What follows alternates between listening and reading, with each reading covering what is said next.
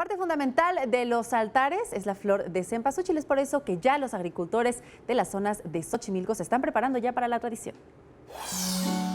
Conocida sobre todo por ser uno de los adornos más populares en las tumbas y ofrendas de Día de Muertos, la flor de 20 pétalos, por sus raíces en lengua náhuatl, cempasúchil 20 flores, es uno de los íconos de las fiestas de muertos celebradas en nuestro país durante los días 1 y 2 de noviembre.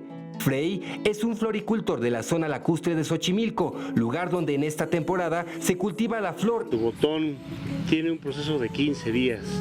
Aquí empieza a marcarse y en 15 días toma su tamaño normal, que es una flor grande, de unos 5 centímetros. Hay Marvel.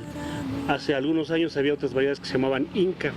Eran flores de un color más pálido.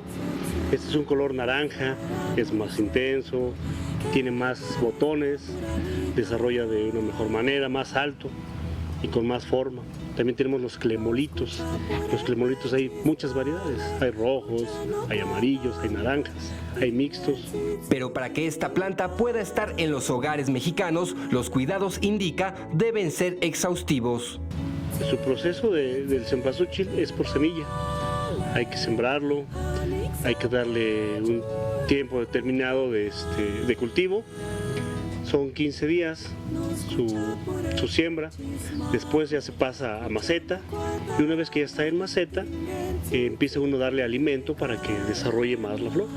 Y mientras daba sus cuidados nos contó el porqué de esta tradición. Los ancestros la utilizaban para llegar a los panteones, esparciéndola sobre la avenida, sobre la calle, y así visitaban a sus difuntos.